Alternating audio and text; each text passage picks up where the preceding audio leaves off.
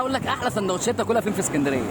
ومن هنا بدأ التحدي بيني وبين عمر ياسر. انا طلعت 200 وهو طلع 200 وبدأ التحدي من هنا ويلا بينا. انا اخترت ماك وهو اختار بابا توني، الاثنين مفيش اي مقارنه بينهم. بس تعالوا نشوف. رحنا فرع الشاطبي وطبعا كالعاده زحمه جدا. دخلت قلت له عايز اكبر سندوتش عندك، ضحك وقال لي بجد انت بتتكلم بجد؟ قلت له عايز اكبر سندوتش عندك، قال لي ماشي. وده كان المبلغ بتاعهم، كان حوالي 116 جنيه. نازل معاه بيبسي وكولا. تعال نبصوا على الحجم بتاعهم وشكلهم. السندوتش بصراحه كان حجمه حلو والبرجرايه كده في اللذيذ، بس البرجرايه مش اخده حقها زياده. يعني ايه، تحس انها كده ايه، يعني هي برجرايه بس ايه، السلايز بتاعهم ضعيف جدا. فاهمين قصدي ايه؟ يعني السلايز ضعيف والسندوتش حجمه ايه، حجم الايد كده، كف الايد، يعني مش الحاجه الواو. بس كطعم طبعا كان جامد بصراحه. والسندوتش ده يا سيدي كان متكون من 4 شرايح برجر، وعليه خس وعليه تيستي وعليه قطعه شيدر اللي هي الصفرة دي، وطبعا الفرايز اللي هي البطاطس بتاعت ماك نازله حلوه قوي، بس مشكلتها انها بتبرد بسرعه فعجبتش عمر. تديله كام من 10؟ 6 من 10. انا اديله 8 من 10. ليه 6 من 10؟ جاي بارد. بالنسبه لي البرجر كان سخن، بس السندوتش المكونات اللي فيه ما كانتش مش قد كده، يعني شغاله، مش شبعش كمان. مش هو حاجه كده كده ما بيشبعش، عايز 3 4 عشان تشبع. بالنسبه للفرايز ده كام من 10؟ 5 من 10. كانت بارده برضه. انا اديها 8 من 10 عشان بحب الفرايز بتاعتها جدا، بارده بقى سخنه اي حاجه، خصوصا ان احنا طالبين من الفرع مش طالبين دليفري. لو طلب دليفري هتجيلك بارده طبعا، صح؟ فانا تقييمي بالنسبه للبرجر 8 من 10 وبالنسبه للفرايز 8 من 10. انا بالنسبه للبرجر 6 من 10 وبالنسبه للفرايز 5 من 10. يلا بينا نجرب الباقي. يلا.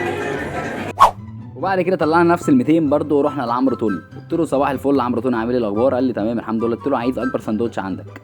كان مستغرب الموضوع شويه. المهم راح عامل الاوردر، قال لي عايز عليه كل حاجه. قلت له عايز عليه كل حاجه ومعاه بيبسي ومعاه ايه، فرايز زي ما قال لي اوكي ماشي. المهم راح ضرب الاوردر ولفت انتباهي وانا واقف كده اليافطه اللي وراه دي، هجيبها لكم دلوقتي. يافطه غريبه جدا ومش اي حد بيحطها، وكان سعر الوجبه عنده 65 جنيه، ودي اليافطه اللي بقول لك عليها.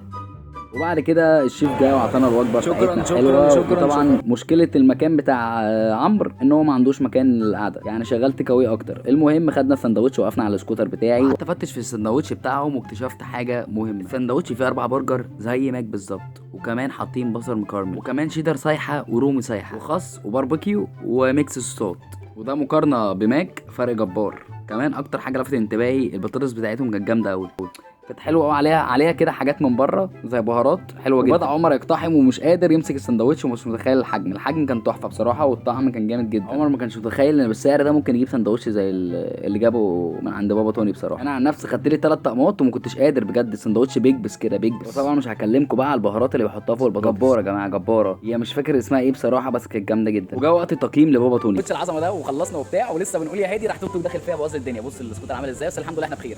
فتقييمك كام من 10 صح للسندوتش اللي جامد؟ 9 ونص الصراحه. وانا اديله 10 من 10. سندوتش اخد حقه بالزياده، وكان فيه كميه حاجات ما شاء الله. البطاطس بقى دي حوار. التوابل اللي عليها قال لي انا سالت شرق المدينه غرب حاجه كده. فبجد شابوه لبابا توني على السعر ده والجوده دي والتتبيله بتاعت اسمها ايه، بتاعت اللحمه هم اللي عاملينها برضه. يعني زي ما ماك هم بيعمل الوصفه بتاعته، وده برضه ليه الوصفه بتاعته بالظبط. السندوتش لا كان جامد وشبعني. وكمان غير ماك السندوتش نازل سخن، يعني هو حرفيا نازل من على الجريل عليك على طول. غير ماك لا، ماك البطاطس كانت بارده، السندوتش كان بارد. البيبسي كمان الصودا بتاعته كانت ضعيفه في ماك، ما اعرفش ليه. البيبسي بتاعت ماك كان فيها مشكله واحده، ان هي بيحط تلج كتير، فطعم البيبسي الصودا ما كانش فيها صودا كمان. طعم البيبسي بيروح. فلو هتجيبوا اي حاجه من ماك ما تحطوش تلج عليها، قول له لو سمحت بدون ايس او 2 تلج بس كده. واشوفكم بقى فيديو جديد مع خالد فين في مقارنه ثانيه في اجمد محلين.